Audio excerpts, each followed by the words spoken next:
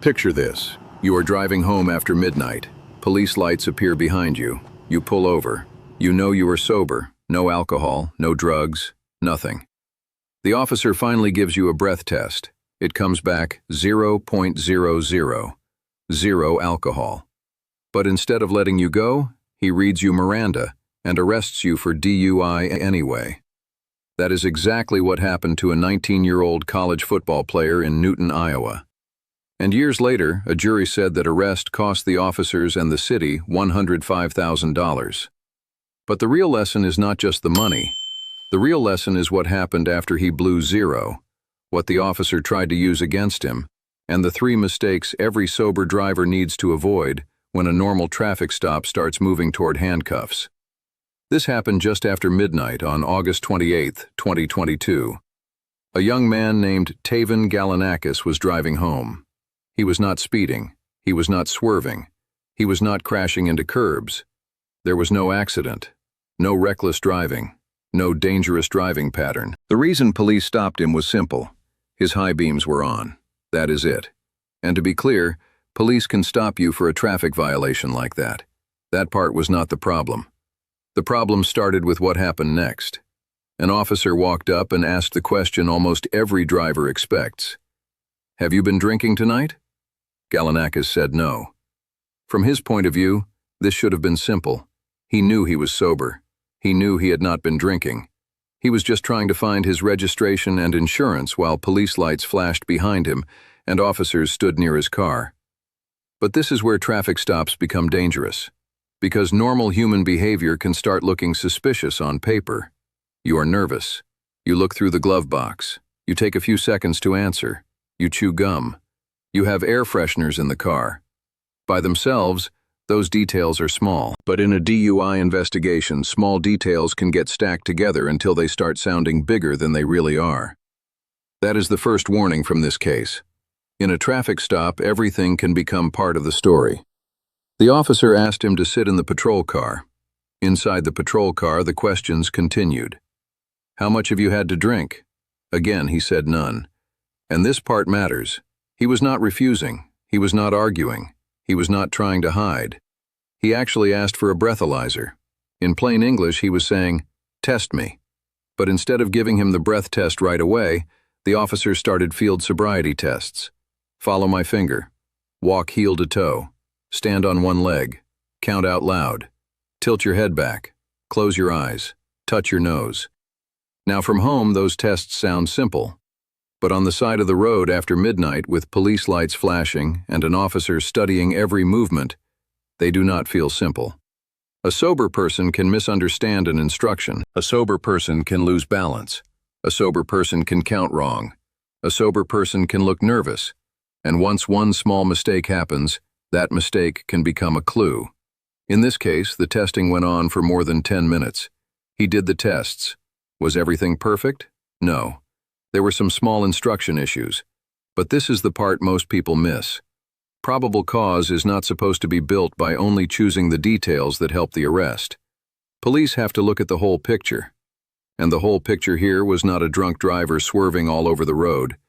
It was a young man stopped for high beams, repeatedly saying he was sober and asking to take a breath test. Finally, the officer gave him the breathalyzer. The result came back. 0.00. Zero alcohol. Not close to the limit, not under the limit. Zero.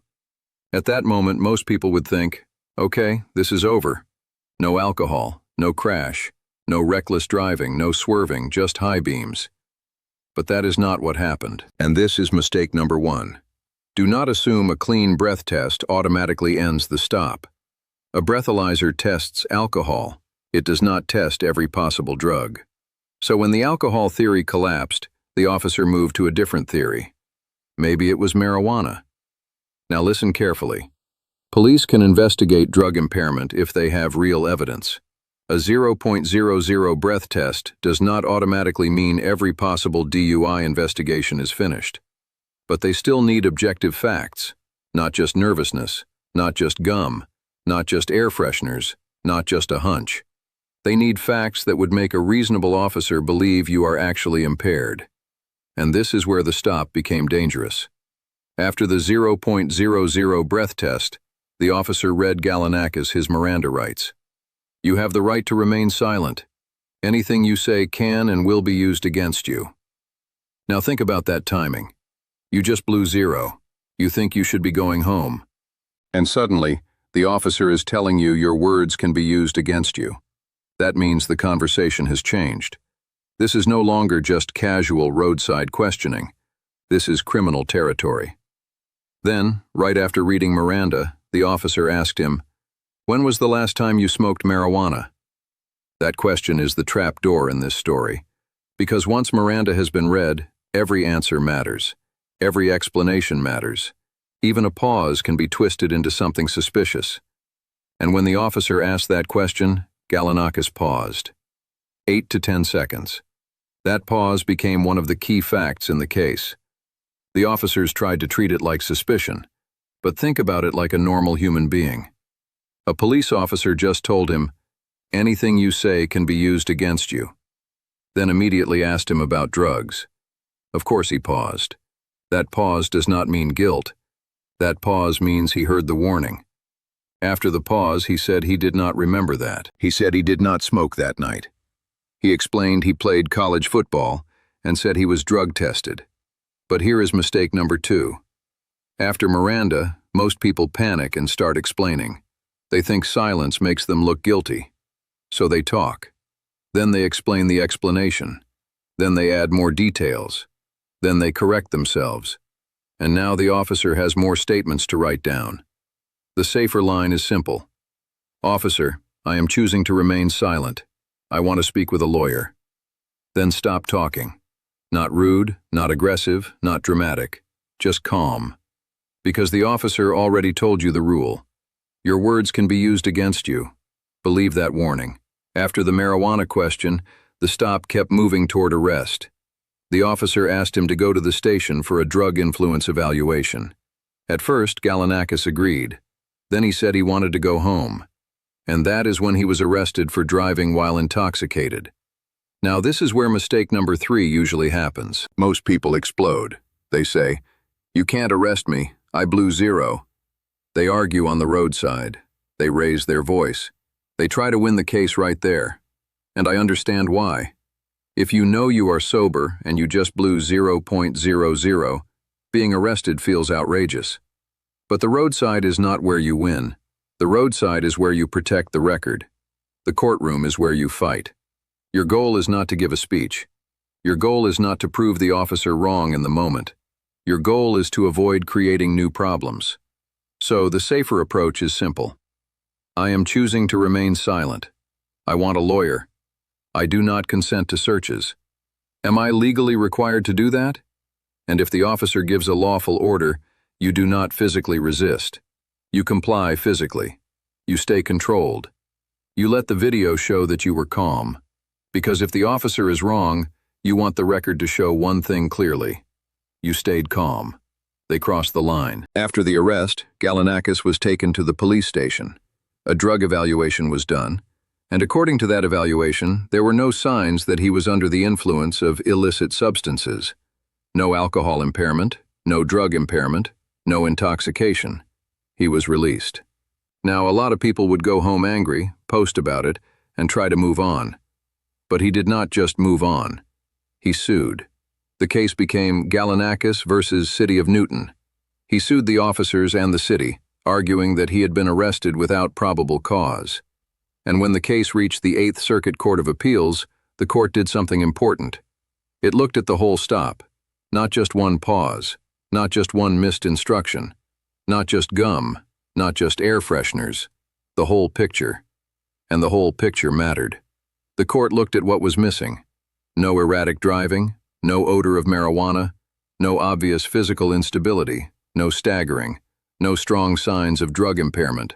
No refusal to take tests. In fact, he repeatedly asked for the breathalyzer. The court also looked at that 8 to 10 second pause after Miranda.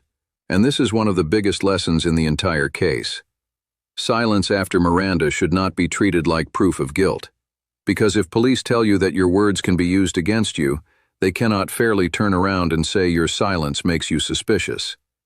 That is not suspicious. That is human. The court said no objectively reasonable officer could believe there was probable cause to arrest him for marijuana intoxication based on that record. That finding mattered because officers are often protected by qualified immunity.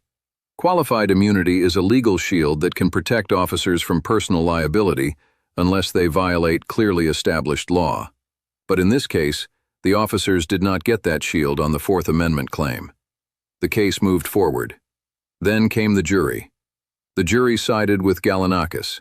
The total verdict was $105,000, $10,000 for the civil rights claim, $10,000 for false arrest, $55,000 in punitive damages against one officer, and $30,000 in punitive damages against the other. Now, do not misunderstand this case. This does not mean police can never arrest someone for DUI after a 0.00 breath test. In Iowa, people may hear the legal term OWI, but most viewers understand it as DUI. Police can still investigate drug impairment if there are real facts supporting it. A breathalyzer only rules out alcohol. It does not automatically rule out every drug. But this case draws a clear line. Police need more than a hunch, more than nervousness, more than gum, more than air fresheners, more than a few imperfect field sobriety moments, and more than a pause after Miranda. They need objective evidence that points to impairment. So remember the three lessons. Number 1, a clean breath test is powerful, but it may not end the stop. Stay calm. Number 2, after Miranda, stop explaining. Say, I am choosing to remain silent. I want a lawyer. Then stop talking. Number 3, do not fight the case on the roadside. Comply physically. Do not consent to searches. Do not volunteer extra statements. Save the fight for court. Because this case was not won by arguing on the shoulder of the road. It was won by the record, the body camera, the breath test, the drug evaluation, the missing evidence, and the fact that suspicion is not enough. A 19-year-old blew a perfect 0.00. He was arrested anyway. And years later, a jury said that arrest cost $105,000. This is not legal advice. Laws vary by state, and every case depends on the facts. But if you want to understand your rights before the flashing lights appear behind you, subscribe. I break down real police encounters, court rulings, and the exact moments where ordinary people accidentally give away legal leverage. And comment below. If someone blows 0.00, should police need stronger evidence before making a DUI arrest? Next, I am breaking down what to say when an officer says, I am searching your car anyway.